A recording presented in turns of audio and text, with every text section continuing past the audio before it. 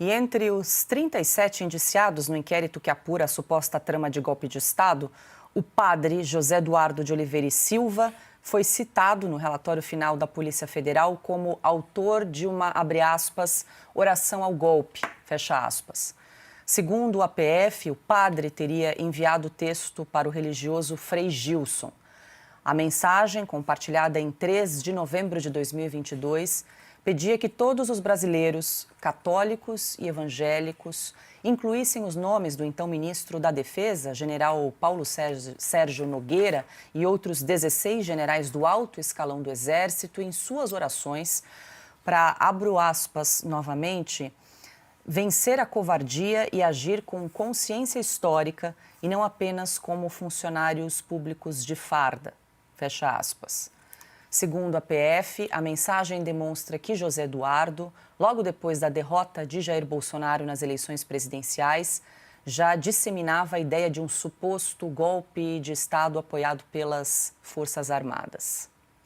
Bom, e aí, Ana, primeiro, só para trazer aqui, o nome do padre José Eduardo consta na conclusão ali do relatório da PF, a partir da página 878, eles trazem esse relatório, que ele fazia parte, então, faria parte do núcleo jurídico dessa organização criminosa, segundo a PF. E aí quero só trazer aqui, onde eles citam o nome do padre mais uma vez, aspas, para um trecho da conclusão do relatório.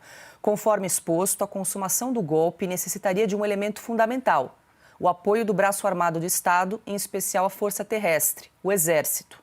Para isso, então, o presidente Jair Bolsonaro e seu núcleo jurídico, composto por Felipe Martins, Anderson Torres, José Eduardo e Amaury Saad, após ajustarem o decreto, realizaram várias reuniões com os comandantes das forças e com o ministro da Defesa para apresentar o decreto e obter seus respectivos apoios. Fecho aspas aqui para o trecho do relatório. E só para lembrar a quem nos acompanha que esse relatório foi assinado por 4 delegados federais, entre eles o Fábio Schor, aquele que foi duramente criticado pelo deputado Marcel Van Hatten, que agora é indiciado pela Polícia Federal. Ele foi um dos que assinou esse relatório da PF.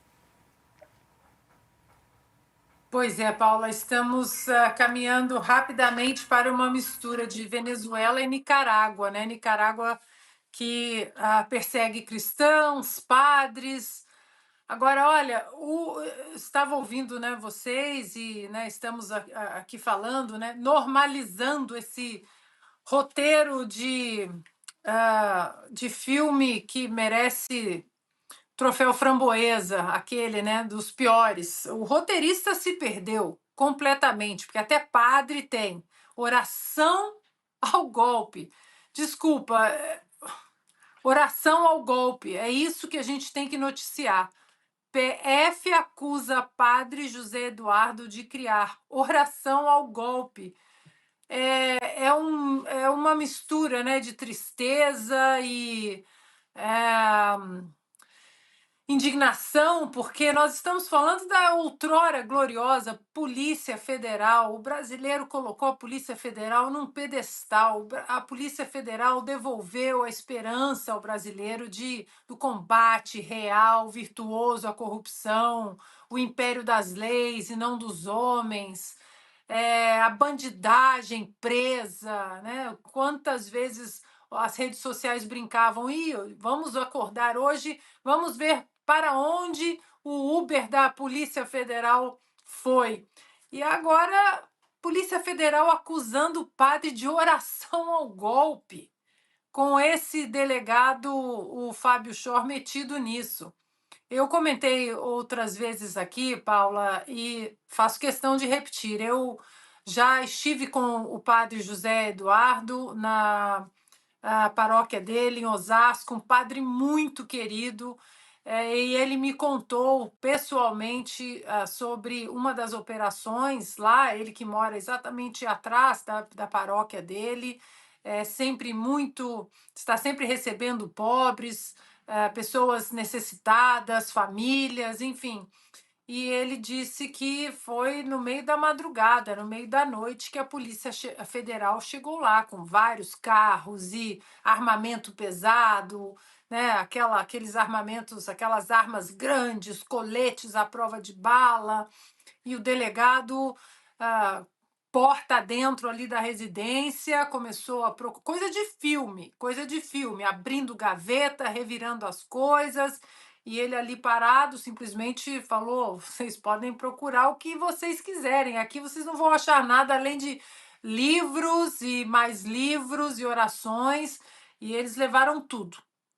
Tablet, computador, celular, pediram a senha do celular, ele disse que não ia dar, ele entrou em contato com o advogado, porque ali tem, né, o sigilo sacerdotal entre o padre e seus fiéis, confissões, inclusive, e alguns membros dessa operação, alguns policiais, extremamente constrangidos, ele me relatou, constrangidos, pedindo desculpa quando o delegado saía, o delegado líder dessa operação saía de perto, que alguns policiais, padre, o senhor nos perdoe, padre, desculpa. É constrangedor isso, Paula. É constrangedor falarmos da outrora grande Polícia Federal acusando o padre de criar oração ao golpe. É constrangedor isso, Paula.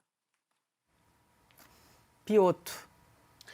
O que chama a atenção nesse aspecto todo do padre é, primeiro, oração ao golpe. O que seria exatamente? Como é que começa uma oração ao golpe?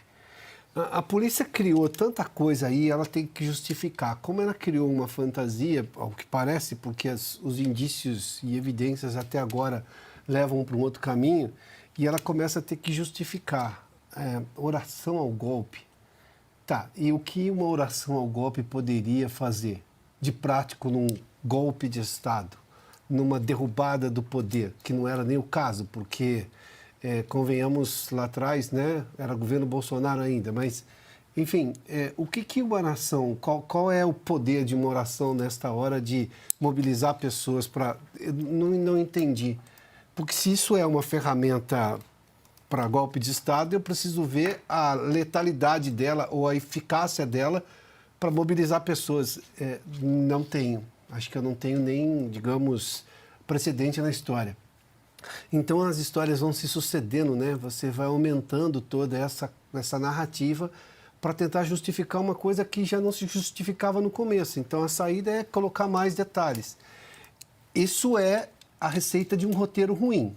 Voltando para a ficção aqui, quando você não tem uma linha mestra na história, onde você sabe onde você quer chegar e você começa a colocar ingredientes porque você não definiu ainda o final, você vai pondo argumentos. É a receita de um roteiro ruim.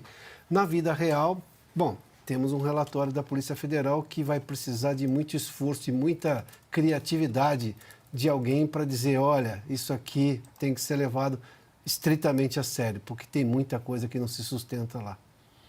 Saiu da cabeça de algum investigador essa história de núcleos, né?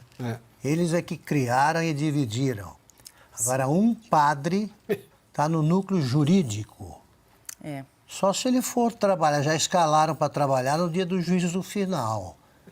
Aí ele pode argumentar, só se foi isso aí, porque senão não dá para compreender. No núcleo jurídico. Eram 6 núcleos, seriam 6 núcleos. É a mesma coisa que você colocar um ateu no grupo do núcleo religioso. É só no Brasil, né?